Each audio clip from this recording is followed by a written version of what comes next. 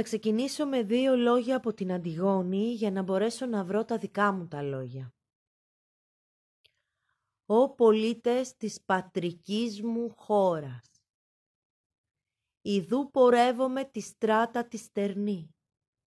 Το φέγγος στο στερνό του ήλιου βλέπω κι άλλη φορά ποτέ ο Άδης, ο ύπνος του παντός, ζωντανής του χάρου με πάει τα κρογιάλι.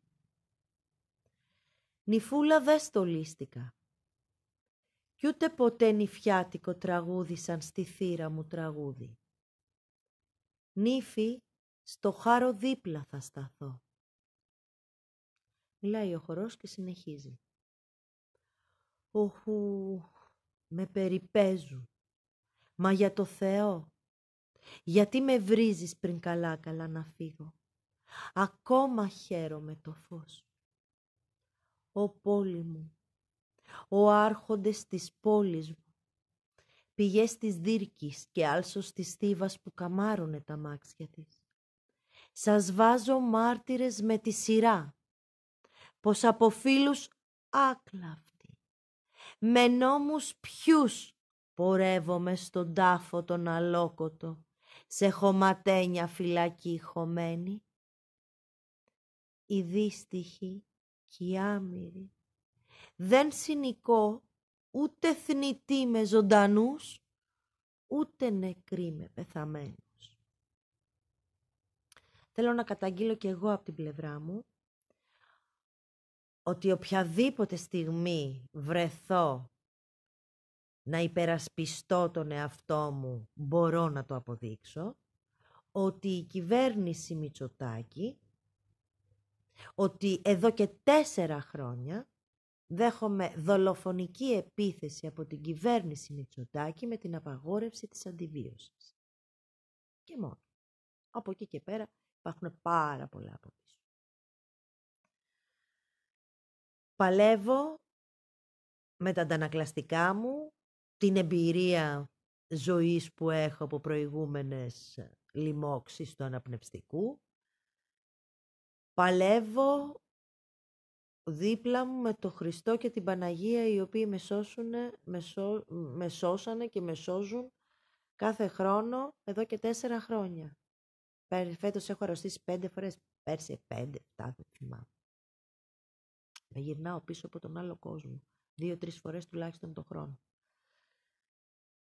Για τις παραλήψεις που υπάρχουν στα πρωτόκολλα, στα δημόσια νοσοκομεία και στη δημόσια υγεία. Ενώ οι ιδιωτικοί γιατροί κρατούν την κοινωνία όρθια, γιατί όσοι έχουν 50-60 ευρώ και φέρνουν τον γιατρό στο σπίτι ή πάνε στο γραφείο του, θα πάρουν και την αντιβίωσή τους και σε μια εβδομάδα θα είναι οι άνθρωποι όρθιοι. Εγώ πήρα ένα σάπιο σπρέι και ευτυχώς που η μητέρα μου μετά από 2 μήνες, γιατί αυτό είναι πολύ σάπιο, της είχαν δώσει εκείνη στο Συμπικόρτ, πήρα το Συμπικόρτ και από την πρώτη βραδιά μπόρεσα και κοιμήθηκα και τώρα είναι καμιά 10 μέρες που συνήλθα κιόλας. Αλλά δεν λέει κάτι αυτό, διότι αν ήμουνα στο Ρολαντί με στην αντιβίωση μέσα στις λοιμώξεις για 2-3 μήνες με προσέχανε οι γιατροί όπως με προσέχανε παλιότερα, δεν θα είχα αυτή την κατάσταση, αυτή την κατάδια που είχε ο οργανισμός μου τα τελευταία 4 χρόνια. Θέλω να πω ότι νυφούλα στολίστηκα. Τα παιδιά μας όμως, τα παιδιά μας. Τι να πω για αυτή τη γυναίκα, τη Μαρία την Καριστιανού, δηλαδή ο Θεός να της δίνει δύναμη. Και σε αυτήν και σε όλες τις χαροκαμένες μάνουλες, σε όλες. Είναι ιερές.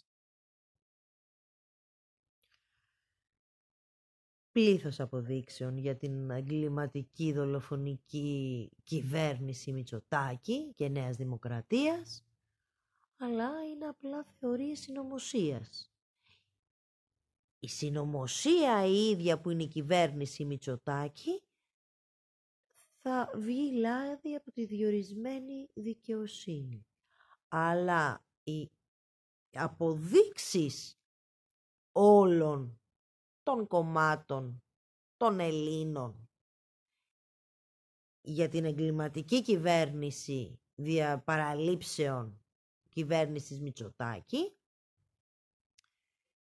η συνωμοσία της κυβέρνησης Μητσοτάκη θα είναι η πραγματικότητα και όλες οι αποδείξεις θα είναι συνωμοσία.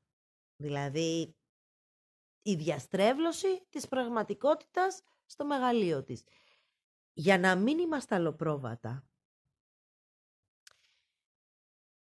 στις εκλογές που έρχονται, μία ψήφο θα βάλετε στο ψηφοδέλτιο που θα σας δοθεί ή θα ζητήσετε ή θα παραλάβετε από τα εκλογικά κέντρα. Μία ψήφο.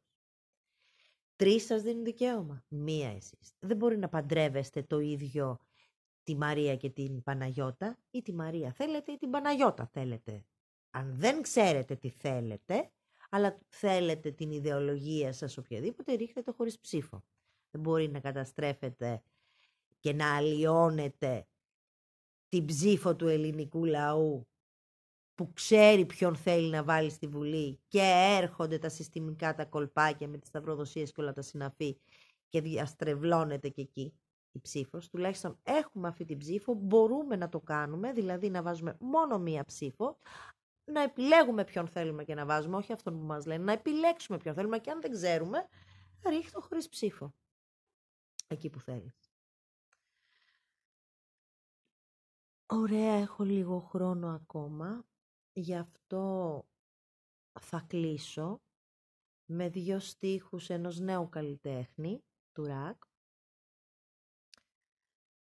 με το τραγούδι «Ελλάδα, δε σ' αφήνω να κουμπίσεις τα παιδιά μου, δε χορταίνεις θες να φας και τη γενιά μου, φράγκα, δεν εξαγοράζουνε τα ιδανικά μου, τι λέει αυτός ρε πάρτον από μπροστά μου».